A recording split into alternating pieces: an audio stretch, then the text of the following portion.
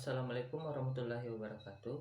Pada video kali ini saya akan membahas tentang klasifikasi bakteri. Klasifikasi dan taksonomi yang dipakai adalah Berkeley's Manual of Determined Bacteriology yang terbitkan pada tahun 1974 yang menggambarkan sifat-sifat kuman secara terperinci. Pertama, kita bahas dulu apa itu klasifikasi. Klasifikasi merupakan pengelompokan suatu organisme atau suatu kelompok organisme berdasarkan ciri, morfologi, anatomi, dan fisiologinya.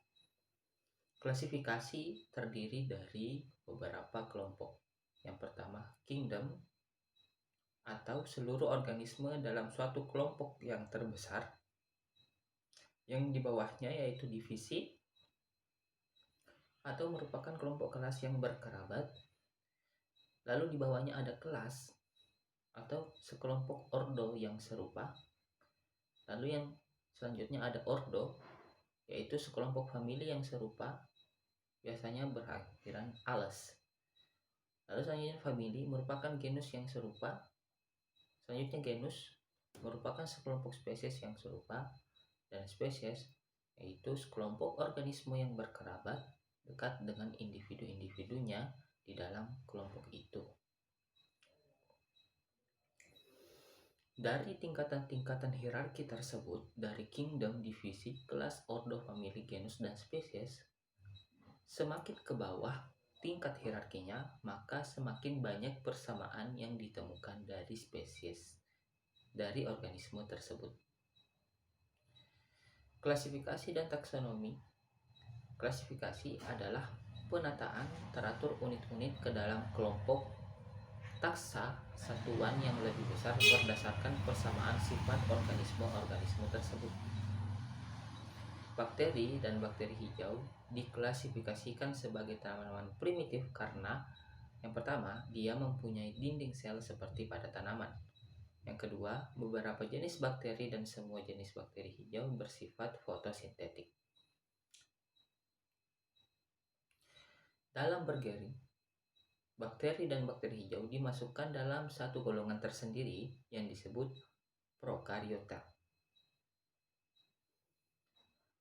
Prokariota merupakan bakteri atau mikroorganisme yang mempunyai inti primitif. Inti terdiri dari DNA yang terbuka dan tidak terbungkus dalam suatu selaput atau membran. Berikut adalah contoh prokariotik.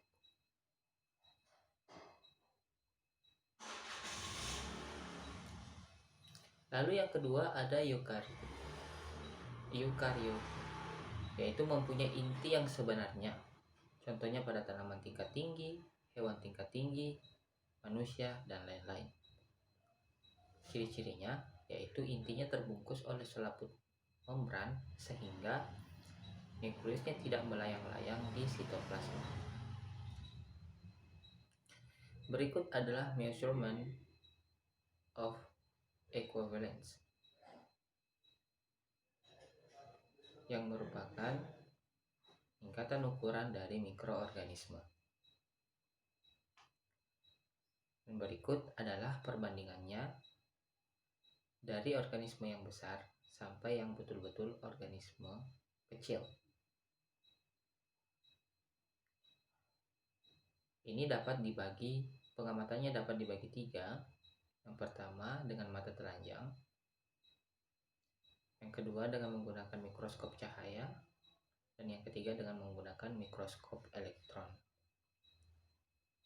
Perbedaan prokariotik dan eukariotik yaitu prokariotik memiliki ukuran sel yang kecil, lebih kecil sebanyak 5 mikrometer, dan relatif sederhana, tidak memiliki nukleus. Sedangkan eukariotik memiliki ukuran sel yang lebih besar dari 10 mikron, sel yang kompleks dengan berbagai macam organel dan memiliki nukleus. Contoh sel eukariotik yakni pada sel hewan dapat dilihat dari gambar berikut. Dapat dilihat susunan-susunannya jauh lebih kompleks dengan masing-masing fungsinya.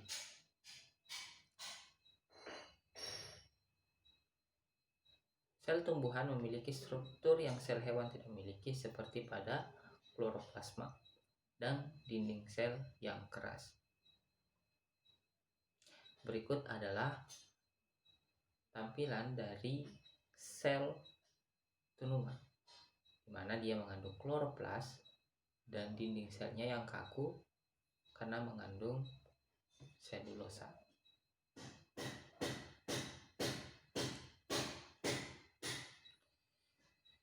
Prokaryotik berseks tunggal atau uniselular memiliki klasifikasi sebagai berikut. Salah satu contohnya yaitu Mycobacterium tuberculosis. Pertama, kingdom Prokaryote. Terus divisinya Cyanobacteria, anak divisinya Bacteria, ordonya Actinobacillus, familinya Mycobacteriaceae, genusnya Mycobacterium, dan spesiesnya Mycobacterium tuberculosis. Lalu selanjutnya ada Microbacterium leprae, yaitu kingdom prokaryotik, divisi Cyanobacteria, divisi kedua atau kelasnya Bacteria, ordonya Actinomycetes, familinya Mycobacteriaceae, genusnya Mycobacterium, dan spesiesnya Mycobacterium leprae. Selanjutnya kita bahas nomenklatur atau tata pemberian nama pada organisme, atau dapat kita sebut sebagai sistem binomial name yang diajukan oleh Linnaeus pada tahun 1753. Nama kuman sampai pada nama genus dan epithelon specificum. Nama genus dimulai dengan huruf besar dan epithelon specificum ditulis dengan huruf kecil. Misalnya Staphylococcus aureus, Staphylococcus diawali dengan huruf kapital, sedangkan aureusnya tidak. Selanjutnya, apabila pada suatu halaman terdapat nama genus yang berulang dan memiliki spesies yang sama, seperti pada contoh potongan berikut.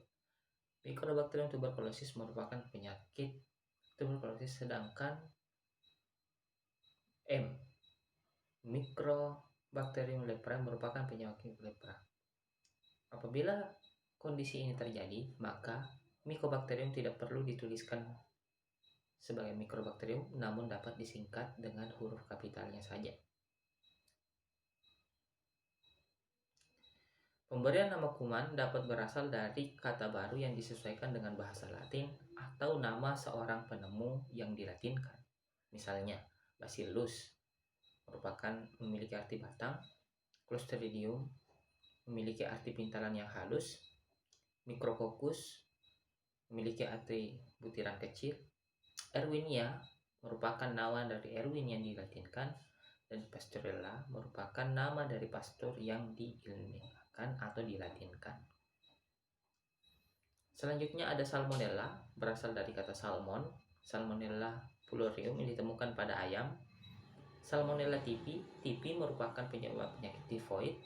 Brucella berasal dari nama Bruce, dan Clostridium welsii yang berasal dari nama Welch.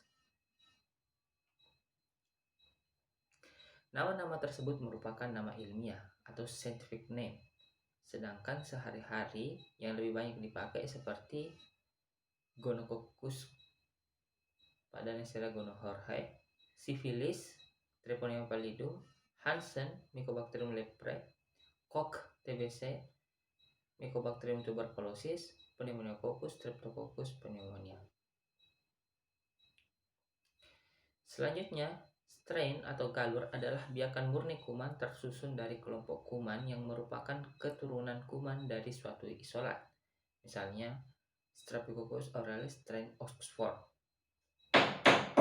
Lalu, spesies bakteri mengandung strain mikroorganisme yang sifatnya secara garis besar sama tetapi memiliki perbedaan-perbedaan.